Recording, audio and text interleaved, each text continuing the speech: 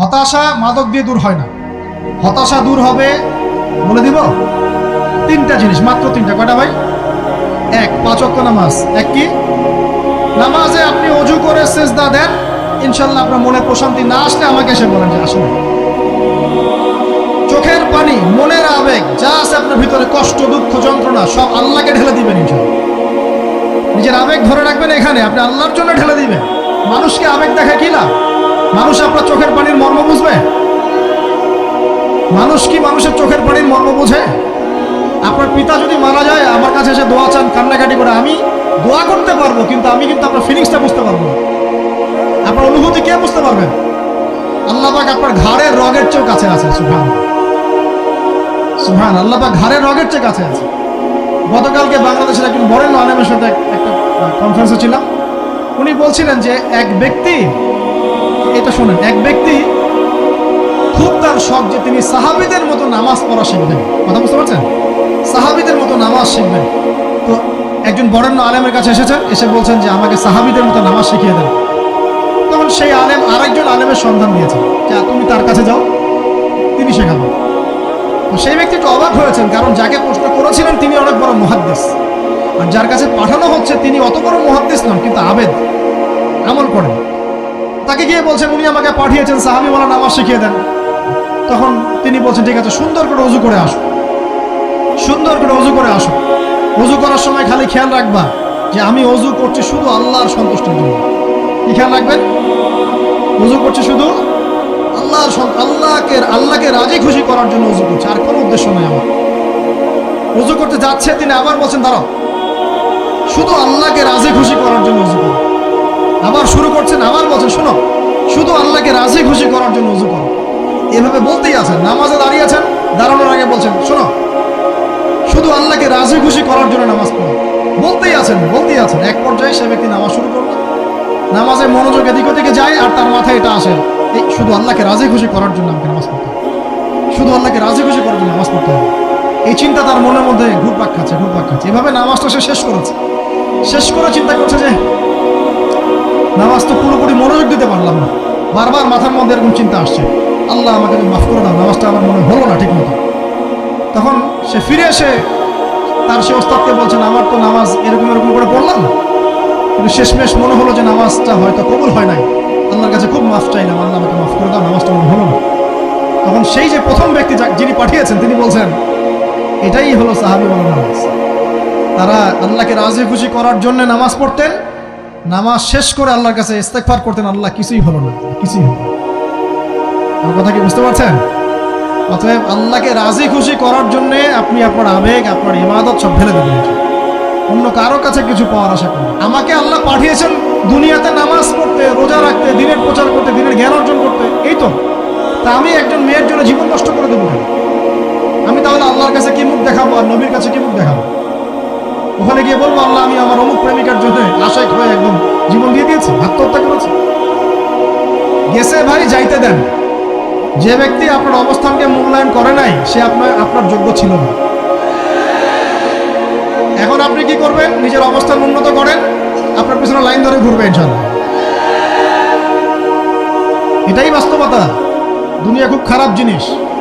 মানুষ মানুষের অবস্থানকে মূল্যায়ন করে, মানুষ মানুষের অবস্থানকে মূল্যায়ন করে, কিন্তু আল্লাহ রাব্বুল আলামিন আপনাকে সর্বাবস্থায় ভালোবাসেন। এই যে আমরা এখন অনেক পাপ করছি না, আল্লাহ কি আমাদেরকে আযাব দিয়ে ধ্বংস করে দিয়েছেন? আল্লাহ পাক এখনো আমাদেরকে ভালোবাসেন, রহম করেন, অপেক্ষায়, আল্লাহ পাক অপেক্ষা করছেন কখন তওবা করবে, আমি তওবা কবুল করব। এই কখন আমার বান্দা খালি একবার বলে আস্তাগফিরুল্লাহ, আল্লাহ পাক সাথে সাথে মাফ করে দিবেন। সেই আল্লাহকে ভুলে আপনি কার পিছনে ছুটছেন? আমরা কিন্তু নিয়ত করতে পারি ভাই যে আমরা যারা ওয়াজ শুনলাম জীবনে কোনোদিন সিগারেটে হাত দিব না ইনশাআল্লাহ। রাজি আছি ভাই? অন্য বড় বড় জিনিস তো বহু দূরের কথা। আচ্ছা, অনেকে রাজি হয় নাই কেন? আপনারা কি অলরেডি আসক্ত? আমি অনেক ভাইকে দেখেছি মাশাআল্লাহ ইফতার খুলেই একদম মেনশন টানা শুরু করে। হ্যাঁ, এটা যে হারাম আপনাদেরকে কেউ ওয়াজ করে শোনায় নাই? এটাকে কি মনে করেন আপনারা, হারাম না হালাল? কেউ বলেছে মাকরু, নাকি মাকরু ফতোয়া দিয়েছে? মাকরু শব্দের অর্থ জানেন আপনি? মাকরু শব্দের অর্থ কি শোনেন, সূরা বনী ইসরাঈল খুলবেন। কোন সূরা? সূরা বনী ইসরাঈল আল্লাহ পাক বলছেন আমি বনু ইসরাঈলকে এই কাজগুলো করতে নিষেধ করেছি। কোন কোন কাজ? জেনা করো না, জেনার ধার কাছে যেও না, এতিমের মাল আত্মসাৎ করো না, শিরিক করো না ইত্যাদি। যারা আলেম আছেন তারা আমার কথা বুঝবেন। এই কাজগুলোর পরে আল্লাহ পাক বলছেন যে এই প্রত্যেকটা কাজ আল্লাহর কাছে মাকরুহ, অপছন্দ। কিসের? অপছন্দ। আর এটাকে আপনি সহজ মনে করছেন? নিয়াত করি আল্লাহ পাকের সন্তুষ্টির জন্য আমরা কোনোদিনও মাদকের সাথে সম্পৃক্ত হব না। আর বিশ্বাস করেন, শুধুমাত্র মাদকদ্রব্য নিয়ন্ত্রণ অধিদপ্তর এই আইন কানুন এগুলো দিয়ে, জরিমানা দিয়ে মানুষকে মাদক ছাড়ানো যাচ্ছে না, যাবে না। কেন যাবে না এটা আপনারা খুব ভালো করেই জানেন, আমি বলতে চাচ্ছি না। অনেক সময় মাদক বিরোধী কনসার্ট করে মানুষ, মাদক বিরোধী কনসার্টে ওঠার আগে এক বোতল ডাইল খেয়ে আসে আগে। এগুলো কি বাস্তব কথা বলছি না অবাস্তব কথা বলছি? আমাদের যুবক ভাইরা কোশ্চিন কালেও মাদকের ধার কাছে যাবেন না। একটা হাদিস খালি মনে রাখেন, একটা, এই হাদিসটা মনে রাখেন। নবী সাল্লাল্লাহু আলাইহি ওয়াসাল্লাম বলেছেন, কেউ যদি মাদকদ্রব্য সেবন করে তার 40 দিনের নামাজ কবুল হবে না। সিগারেট একটা খেয়েছি, 40 দিন নামাজ নাই। এরপর যদি সে তওবা করে আল্লাহ মাফ করে দেবেন। আবার যদি মাদক খায় আবার 40 দিন কবুল হবে। যদি আবার তওবা করে আল্লাহ মাফ করে দেবেন। আবারও যদি খায় আবারও 40 দিন কবুল হবে না। আবারও তওবা করলে আল্লাহ আবার মাফ করে দেবেন। চতুর্থবার সে যদি মাদক খায়, আল্লাহ রাসূল সাল্লাল্লাহু আলাইহি ওয়াসাল্লাম বলছেন আল্লাহ পাক কিয়ামতের মাঠে তাকে তিনাতুল খাবাল পান করাবেন। কি পান করাবেন? তিনাতুল খাবাল। সাহাবীরা বললেন, ইয়া রাসূলুল্লাহ, এটা কি তিনাতুল খাবাল? কি? নবী সাল্লাল্লাহু আলাইহি ওয়াসাল্লাম বলছেন, এটা হচ্ছে জাহান্নামীদেরকে আযাব দেওয়ার পর তাদের রক্ত মাংসের যে পুঁজ বের হবে, এই যে ড্রিঙ্কস, জাহান্নামের হার্ড ড্রিঙ্কস, এই ড্রিঙ্কসের নাম হলো তিনাতুল খাবাল। আল্লাহ পাক আমাদের সবাইকে মাদক থেকে বাঁচান। কোন হচ্ছে কোরআন তেলাওয়াত। যে ব্যক্তি কোরআন তেলাওয়াত করতে পারে নিয়মিত, তার মনের মধ্যে এই হতাশা, এই ভীরুতা, এই কাপুরুষতা কিচ্ছু আসবে না ইনশাআল্লাহ। আমি গ্যারান্টি দিচ্ছি আপনাকে, হতাশা আসবেই না আপনার মনে যদি আপনি কোরআন বুঝতে পারেন। কোরআনের একটা আয়াত নিয়ে কোনো সময় দেখা যায় 2-3 ঘন্টা সময় পার হয়ে যাচ্ছে, আয়াতটা ছেড়ে সামনে যেতে পারছি না। কোরআনের ভিতরে ঢুকলে আপনি দুনিয়ায় ভুলে যাবেন কি হচ্ছে আশপাশে। আমি এমন অনেক আলেমকে দেখেছি যে একটা বই, পাতলা একটা বই, আরবি বই নিয়ে পড়া শুরু করেছেন, যে ফজরের পরে জোহরের ওয়াক্ত হয়ে যাচ্ছে, বইটাই শেষ করতে পারবেন না। বুঝতে পারবেন না। যখন আপনি ইলমের ভিতরে ঢুকে যাবেন, কোরআনের ভিতরে, হাদিসের ভিতরে, আপনার দুনিয়ার খেয়ালই নাই। একজন আলেম, তিনি এক রাত্রে একটা বই লিখেছিলেন, চটি বই, এক রাত্রের মধ্যে। বলা হচ্ছে, তার সম্পর্কে বলা হচ্ছে যে রাতের খাবার তাকে দেয়া হয়েছে, যে আপনি এটা খেয়ে নেন, খাবারটা পাশেই আছে, খাবারটা পাশেই আছে, খাবারটা খাবো, এটা লিখে খাবারটা খাবো, এরকম তার চিন্তা ছিল। ফজর হয়ে গেছে, বই লেখাও শেষ, খাবার এই অবস্থায় পড়ে গেছে, ডুবে গেছেন ভিতরে, খাওয়ার মাথায় খেয়াল না। এরকম হয়। একজন মনীষী, বিখ্যাত মনীষী, রিয়াদুস সালেহীন কিতাবের রাইটার, সংকলক আল্লামা নববী রাহিমাহুল্লাহ, এরকম সারা রাত চলে গেছে, পাশে 2টা খেজুর, ওই 2টা খেজুর খাওয়ারই সময় না। হাদিস নিয়ে গবেষণা করতে করতে করতে করতে রাত পার হয়ে গেছে। আমি বলতে চাচ্ছি, যখন ইলমের ভিতরে, কোরআন হাদিসের ভিতরে ঢুকে যাবেন, আপনার দুনিয়ার খেয়াল আপনার চলে যাবেন সব। এই টেনশন, হতাশা, এই সেই বাদ। তখনই আল্লাহ পাক আপনাকে তার পক্ষ থেকে রহমত দিবেন, বরকত দিবেন, আল্লাহ আপনার দুনিয়ার কাজগুলো করে দিবেন। কারণ দেখবেন কেউ আপনার দুনিয়ার ওই কাজটা করে দিয়েছে, কেউ ওই কাজটা করে দিয়েছে, কেউ বাসায় খাবার পাঠিয়ে দিয়েছে, আল্লাহ পাকই এগুলো করাই দিবেন ইনশাআল্লাহ। তো প্রিয় ভাইরা, মাদকে যাবো না আল্লাহর কাছে আসবো? 2 নাম্বার কোরআন তেলাওয়াত, 3 নাম্বার আল্লাহর জিকির। 3 নাম্বার কি ভাই? আল্লাহর জিকির। চলতে ফিরতে সব সময় মুখ চলতে থাকবে, মুখ না চললেও মনে মনে মন তাজা থাকবে, মনে মনে জিকির হতে থাকবে। মনে মনে জিকির করতে পারেন? মুখ নড়বে না, কিন্তু মনে মনে আপনার একটা জিকির হতে থাকবে, সুবহানাল্লাহ, আলহামদুলিল্লাহ, লা ইলাহা ইল্লাল্লাহ, আল্লাহু আকবার। পারা যাবে? পারে। মানুষের মন কখনো চুপ করে থাকে না, কিন্তু মানুষের মন অলওয়েজ কিছু না কিছু চিন্তা করতেই থাকে, করতে থাকে না, যতক্ষণ না ঘুমায় মানুষ। তো প্রিয় ভাইরা, বেশি বেশি জিকির করবো, সুবহানাল্লাহ, আলহামদুলিল্লাহ, লা ইলাহা ইল্লাল্লাহ, আল্লাহু আকবার, লা হাওলা ওয়ালা কুওয়াতা ইল্লা বিল্লাহ, এগুলো চলতে থাকবে। আল্লাহ পাক তৌফিক দান করুন।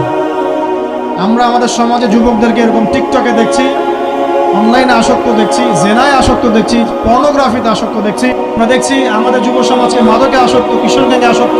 এইগুলো কি আমাদের কাম্য ছিল ভাই? আমাদের কাম্য ছিল? এই অবস্থায় কি যুব সমাজ আল্লাহ পাকের দ্বীনের পতাকা হাতে নিয়ে আল্লাহর জমিনে দিন কায়েম করতে পারবে কিনা একটু আমাকে উত্তর দেন দেখি। এখন এই অবস্থায় পারবে? অতএব অবস্থার উন্নতি করতে হবে কিনা? উন্নতির জন্য রাজি আছে কিনা ইনশাআল্লাহ? আমরা চাই কি আল্লাহ পাকের দিনটা আল্লাহর জমিনে প্রতিষ্ঠা লাভ করুক, আল্লাহর দিন সবার ঘরে ঘরে পৌঁছে যাক, আল্লাহ পাকের দিনের যে সৌন্দর্য সবাই সেটাই, এই সৌরভটা সবাই পাক। আমরা চাই কিনা? সমাজে শান্তি প্রতিষ্ঠা হোক, আবার সেই রাসূলের মতো যুগ চলে আসুক, আমরা চাই কিনা? অতএব আমাদের সবাইকে যৌবনের এই প্রলোভনগুলো থেকে বেরিয়ে এসে আল্লাহ পাকের ইবাদতে আত্মনিয়োগ করতে হবে। আল্লাহ পাক আমাদের সবাইকে তৌফিক দান করুন, আমিন। আমাদের সবাইকে আল্লাহ রাব্বুল আলামিন কুরআন এবং হাদিসের গভীর জ্ঞান অর্জন করার তৌফিক দান করুন, বেশি থেকে বেশি ইবাদত করার তৌফিক দান করুন। আল্লাহ পাক সবাইকে হারাম সমস্ত রিজিক থেকে বাঁচিয়ে রাখুন, জেনা, ব্যভিচার এবং নারীর ফিতনা, মাদক থেকে আল্লাহ বাঁচিয়ে রাখুন। আল্লাহ পাক আমাদের সবাইকে হালাল রিজিক, হালাল সম্পর্ক যথেষ্ট করে দিন। আল্লাহ পাক আমাদের সবাইকে যেন দিনের দাওয়াতের মেহনত করার তৌফিক দান করেন এবং আলেম ওলামার সাথে পরামর্শ করে দিন শেখার এবং বোঝার তৌফিক দান করেন। যুবতী দিনী বোনদের জন্য, এখানে বোনরা আছেন না? আছেন কি না? দিনী বোনরা আছেন? একটা নসিহত দিনী বোনদের জন্য আমি একটা নসিহত করতে চাচ্ছি, একটা নসিহত। আমার এই একটা নসিহত একটু মন দিয়ে শুনুন প্রিয় দিনী বোন। রাসূলুল্লাহ সাল্লাল্লাহু আলাইহি ওয়াসাল্লাম আমাদের দিনী বোনদের জন্য জান্নাতে যাওয়ার একটা ফর্মুলা বলে দিয়েছেন। আমি কি বলবো সেটা? আচ্ছা, রাসূলুল্লাহ সাল্লাল্লাহু আলাইহি ওয়াসাল্লাম বলেছেন আমাদের দিনী বোনেরা, আমাদের মায়েরা, এই নারী জাতি মাত্র 4টা কাজ করলে জান্নাতের যে কোনো দরজা দিয়ে ইচ্ছা প্রবেশ করতে পারবেন। খুশি হন নাই? কয়টা কাজ? মাত্র 4টা। এক, যদি আমাদের দিনী বোনেরা 5 ওয়াক্ত নামাজটা ওয়াক্ত মতো পড়ে, আল্লাহ পাক তৌফিক দান করুন, বলি আমিন। 2 নাম্বার, যদি তারা রমাদান মাসের রোজাটাকে ঠিক মতো আদায় করতে পারে। 1 নাম্বার 5 ওয়াক্ত নামাজ ঠিকঠাক আদায় করা, 2 নাম্বার রমজান মাসের সাওম রাখা, 3 নাম্বার তাদের লজ্জাস্থানের হেফাজত করা, মানে শরঈ পর্দা মেনটেন করা, শরঈ পর্দা মেনটেন করা। এবং আমি বলে দেই, চেহারাটা আপনাদের পর্দার অন্তর্ভুক্ত। এটা নিয়ে অনেক বাকবিতণ্ডা হয় না সমাজে, চেহারা দেখানো যাবে কি যাবে না ইত্যাদি। চেহারা আপনার পর্দার অন্তর্ভুক্ত বিষয়, ফুল স্টপ। এর উপরে ফতোয়া অনেকভাবে দিচ্ছে, কিন্তু বরেণ্য উলামায়ে কেরামের কিতাবগুলো ঘাটাঘাটি করেন, তাদের ফতোয়া হচ্ছে চেহারা আপনার পর্দার অন্তর্ভুক্ত বিষয়, চেহারা ঢেকে রাখবেন, আল্লাহ পাক তৌফিক দান করুন। চোখ থাকবে খোলা, ঠিক আছে। 4 নাম্বার, স্বামীর আনুগত্য করতে হবে। স্বামীর আনুগত্য, এই যে আনুগত্য শব্দ শুনলেই মানুষের একটা মানে নেগেটিভ ধারণা তৈরি হতো। স্বামীর আনুগত্য মানে কি আমি তার দাসত্ব করব? আনুগত্য মানে, প্রিয় দিনী বোন, আনুগত্য মানে দাসত্ব নয়। আনুগত্য মানে কোরআন সুন্নাহর যে বিধানগুলো আপনার স্বামী আপনাকে পালন করতে বলবে, আপনি সেগুলো করবেন, আপনি করতে বাধ্য। কিন্তু স্বামী যদি কোরআন সুন্নাহর বাইরে কিছু করতে বলে, সেটা মানতে আপনি বাধ্য নন। স্বামী যদি আপনাকে বলে যে সুদ খাও, এই সুদি এনজিওতে আসো, নাম লেখো। স্বামী যদি আপনাকে বলে যে আসো বেপরদায় বাইরে যাই, সাজুগুজু করে বের হও, চলো ঘুরে আসো বেপরদায়। স্বামী যদি বলে দেবরকে একটু খাবারটা দিয়ে আসো, আমার অফিসের কলিগ আসছে, খাবার পরিবেশন করো, আসো ডাইনিংয়ে আসো। এই যে হারাম কাজ, বেপরদার আদেশ করছে, সুদের আদেশ করছে, আপনি সেগুলো পালন করবেন।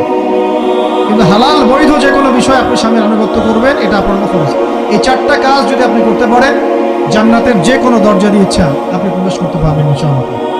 আল্লাহ পাক আমাদের দিনী বোনদেরকে